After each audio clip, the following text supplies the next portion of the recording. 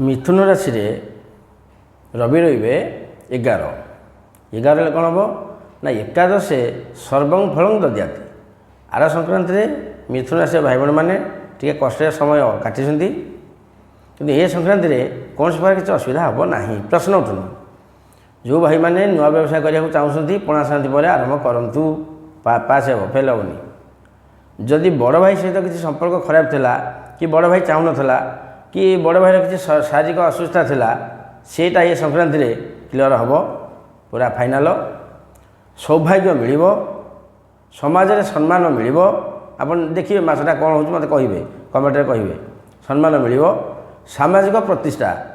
गोटे लोक धर पाठ पढ़नी सी बुलूची कौन सामाजिक प्रतिष्ठा दिज्व जदि को भाई भाई मैंने से गोटे योग्यता लोक होते तर किसी मिलू न चाकरी मिलू न कि प्रतिष्ठा मिलू न समाज सम्मान मिलू न से निश्चय मसरे समाज में बसवे प्रतिष्ठा मिल बहु लोग भल पाइबे बहुत काम भी हम।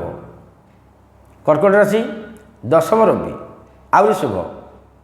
कर्कट राशि जो भाई भाई मैंने अच्छा गत संक्रांति रे तांकर बहुत असुविधा थिला शारीरिक प्राय भी बर्तमान भी रही भी कठिन किंतु ये संक्रांति कौन हम ना समस्त कार्य सफल सी जोटा मन में अच्छी किए पान बिकुची किए धान बिकुची किए माछ बिकुची जहाँ जोटा कर्म भगवान देते समस्त कार्य से सफल हम समाज में सम्मानित हम एवं साहाय्य पाइब भाईटो हो बापटो हो समाज हो कि बैंक हो जोटा से चाहूँ करने निश्चय से भल रहिब।